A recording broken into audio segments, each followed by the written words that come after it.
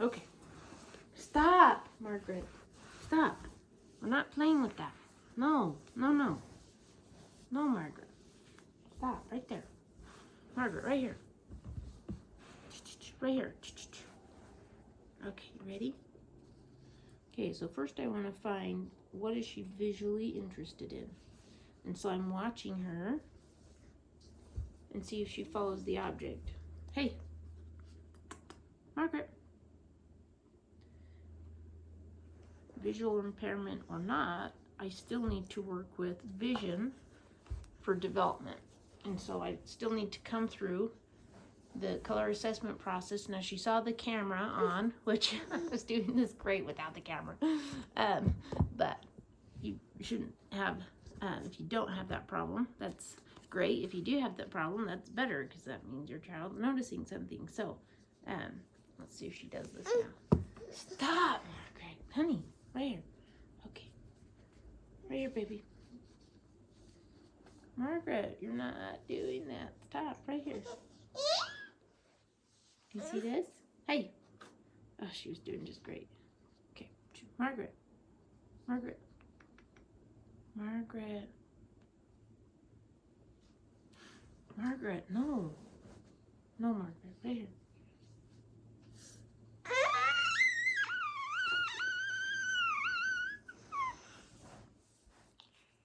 Right here.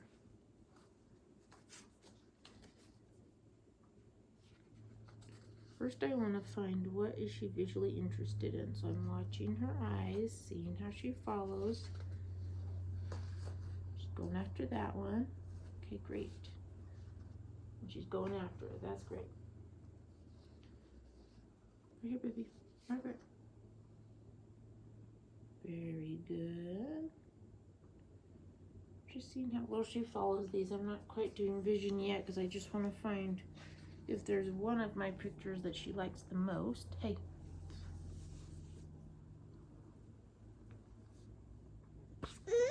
Not really interested in that one.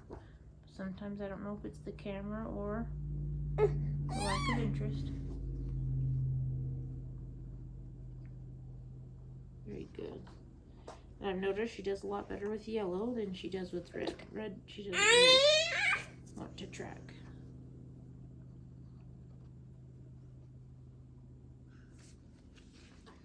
Okay, that one not so much. She likes that one. Okay. So those are the only yellow pictures that I have. She didn't really care for the bunny. And of these, she really liked the fish the most, which is a very resilient yellow, where these other ones are not super resilient, but we're going to work with them. So, right here I'm just working on, I want to try and work on perspective. And so, just like I was showing you with, the boxes, now she doesn't have CVI, so she can handle a little bit more complexity. At the same time, I still have to work with her developmental skills the same way. I still have to work on initiating that perspective.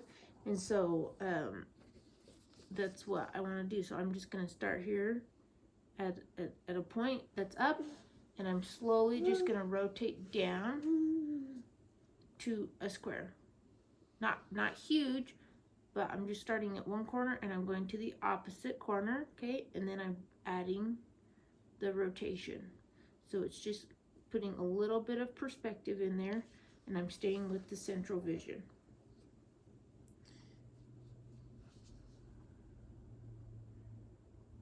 But she sees the camera, so she's not as interested with this, which is good for perspective.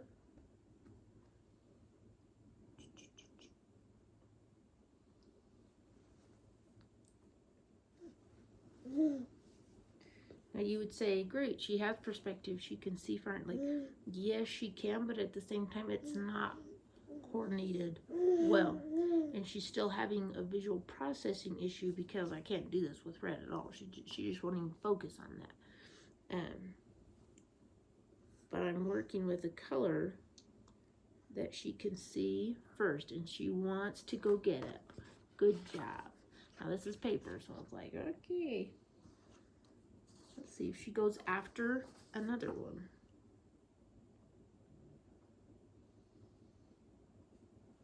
Very good. Going after it, to visually see something and want to go get it with your eyes is huge.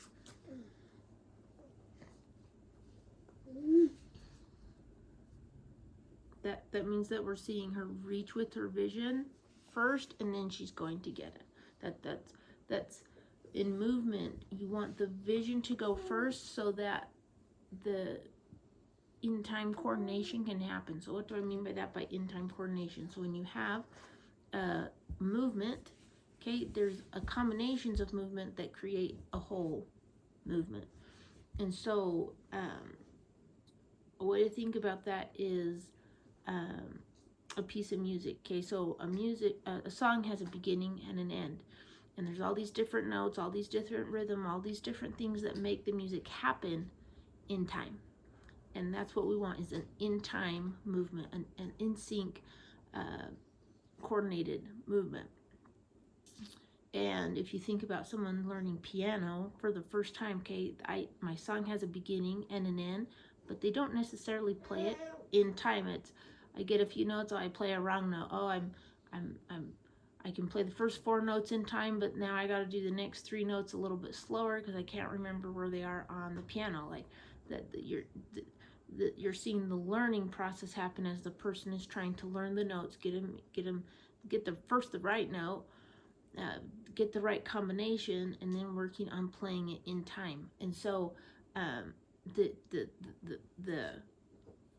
movement to have an actual performance, we call those milestones, okay, to have an actual performance, we need to have a beginning and an end, and the movement combinations all need to happen in time, in rhythm, within a specific amount of time.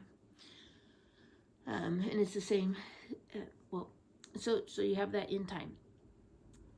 While your child is learning the movements, okay, it's out of time, it's offbeat, and it's the wrong note. And that's what you're seeing with your child as they're struggling with the visual processing, things like that, is they can't even initiate the movement first, initiate the song first with the right note to really just set off the whole song. Like the first note really sets the tone for the entire song.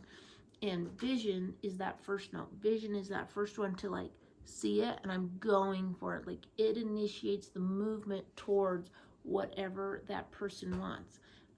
But if the person sees it and they start to go with their chest first and the eyes don't go first, well, all the movements after that go off. In the case of your child where you're having that visual impairment, you know what, they can't go towards it first with their vision. They can't, you know, are they going more by sound? Are they going more by touch? Are they going more by, you know, what sense are they using to initiate the movement? And regardless, using any other sense doesn't put the movement combination in time.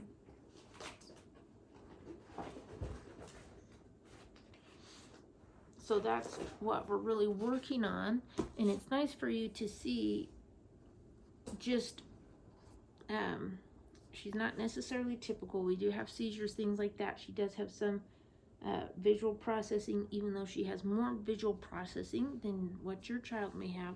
But what's really good about the video that you're watching is her seeing it, and then she wanting to go get it, but she wanted to go get it with her eyes first, and then the hands came. Even if it was really subtle, the eyes initiated, and I want it. And a movement process, a movement combination happened for that hand-eye coordination.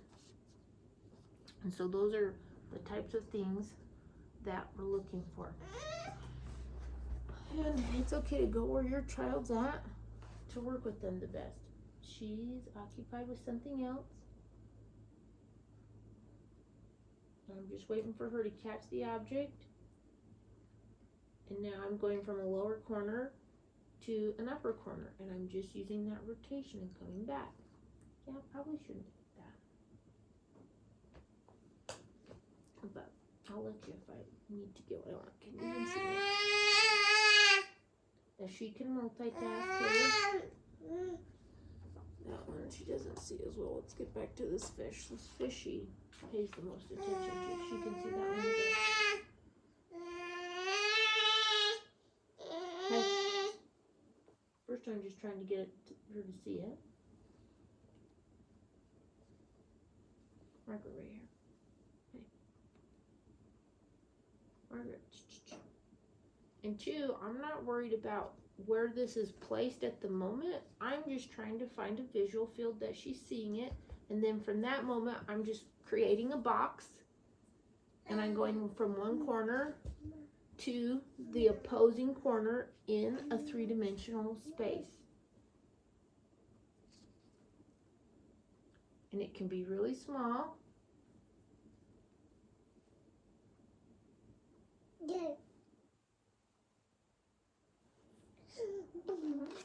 And she's going for it. So this resilient yellow, she goes for a lot better. But right now, I just want to increase her depth perception, her ability to perceive depth. And that's my focus. That's my first line of action, is working with the color that she can see the best. I've tried to do this with red colors. She don't really do it. So that's one I need to work on. But first I want to start with the color that she is successful with. And that's what I'm going for, is for the color, and I'm going for that grab. Oh, okay, I want that.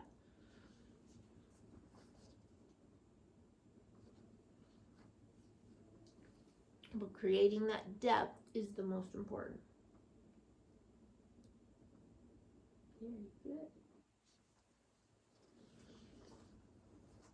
And two, what that depth allows to do, you didn't just see that very well, but as I was coming here and I was going into that other corner, my face happened to be here in the other corner. So as a result, she was able to seamlessly transfer over to my face in that continued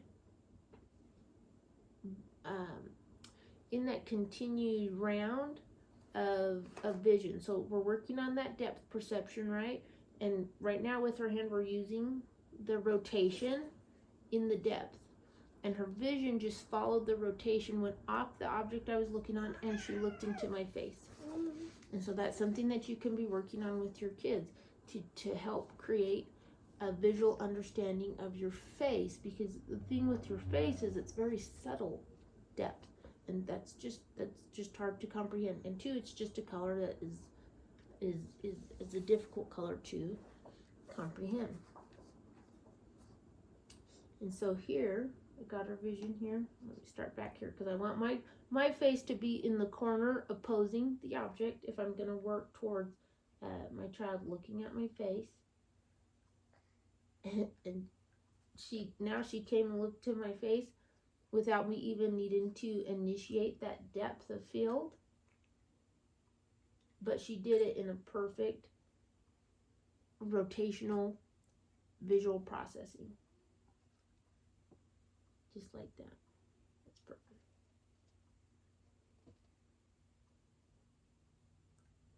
And so, I hope that's helpful to see, actually you probably didn't see her face at all. Let me see if I can do this without her getting distracted with the camera. Ow, baby.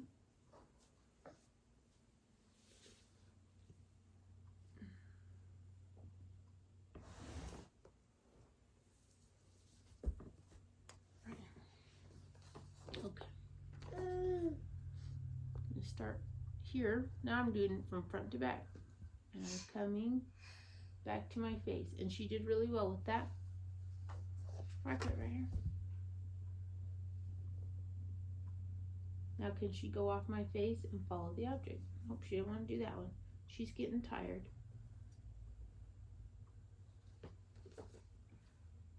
There we go. Peekaboo. Now what's better is if I can get it to be to the side of my face versus on my face. What? Now if you can get your child to see your face, now you can talk to them. And that's where you can work on that depth, even just within your face. And it takes a little bit of practice trying to figure it out, I'm just showing you real time as far as the, like, trying to work with the child, trying to figure out what works, trying to, sometimes if you just see a professional work flawlessly, it's like, oh, but I can't make that happen in real life. Like, the whole point of the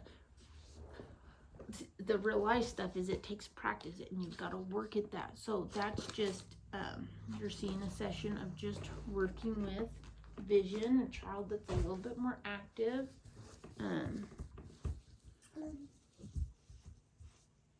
And with a child that has a little bit more of her visual abilities, but there's still those basics that I need to work on to improve her ability to have hand-eye coordination and even just hand-body coordination. And so I have to work on her the same way as I would even someone with CVI. Her division is more developed, and so I can work on more complex types of movement, things like that. Now, I don't know if you could see really well. It's hard to, like, keep track of where the camera is at and the child at the same time. So what had happened with her is I had the vision over here, and she was following it, but then I had it rotate to my face, and then she visually went off the object to my face and just looked at me. And so that's what I was watching, her eyes, and she just had a seamless view from the object to my face. And then let's see, what was the other way that I worked on it. I could have it come from behind my face, visually come up and rotate to my face. You have to work on all those planes of depth perception that I was showing in yesterday's video. So maybe it wasn't yesterday's video, Saturday's video. So basically, if you're on the YouTube channel, like, you got to look at when this was published and then go to the video right before it, and there's where I'm really explaining depth perception, that visual processing and depth perception, when I'm talking about the square and the rotation and the movement, that will make a lot more sense because you'll see it all visually, things like that. So you want to make sure you go back and watch that so you're seeing how I'm using that demonstration to work with her visual depth perception. So like and subscribe to the channel so you can see more ways to work with your child. I don't have the yellow pages out quite yet. I'm actually going to do orange next. She just was seeing yellow, so I was working on that.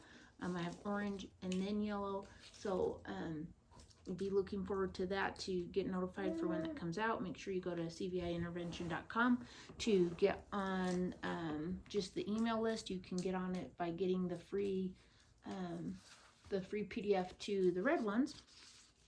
Those are available right now, and you can start working with your child with red visually. That's just not, she just is not seeing that very well right now, so working with what she can see. But there you'll get notified for each of the colors that come out, and you're going to want to work with each of the colors in these specific ways that I'm showing you, but also with the diamond scale assessment that Michelle has, which is this. It's the cognitive visual training. I'm not getting super close on it because it's her assessment, things like that. You really need to go get the training to get full access to that assessment. But also too, I've created my own chart of evaluation of how to now coordinate her evaluation with the different colors and visual processing that we're working with. And so this is all stuff that you can get from movementlesson.academy. If you go to the cognitive vision training, I think it's movementlesson.academy/cognitive-vision. I think will get you to the actual cognitive vision page. If you're in the support program, if you get that course with the support program, I can go with you into more detail of the specifics of this chart. But that's just what I'm using to help me remember this stuff, because I can't remember this stuff. This specific part where I'm talking about the perception, that's my own development to get into Michelle's chart. That's types of stuff that she just does naturally, and so that's not something she teaches, because she just instinctually knows to do that and work with your child's depth perception. But I've got to break it down a little bit more and get those initial steps of success for you to really have success, great success with her entire program. Success like she gets, like her results are amazing when working with children in vision. It's astounding to see it. And so again, like and subscribe, and if you have questions, comment down below. If you need more clarification, I'm doing my best to get it so you can see what I'm doing and get the reaction of the child at the same time. That's why I talk through it, because I can't always get that. So apologies for that when you can't see very well, but I'm doing my best and trying to make it more visually, make it so you can more visually see what's happening, because that just helps you know what to be looking for when you're working with your child, as far as knowing if the visual perception is initiating with your child. So CVI or not, if you've been given a CVI diagnosis, a cortical visual impairment diagnosis, but it's just because there's no other visual diagnosis to give your child, and you're just seeing a visual impairment. This works for cortical visual impairment, just really for any diagnosis where you're having the lack of visual development. These techniques work for that. I would approach it the same. So again, like and subscribe, and I'll see you in another video soon. Thanks.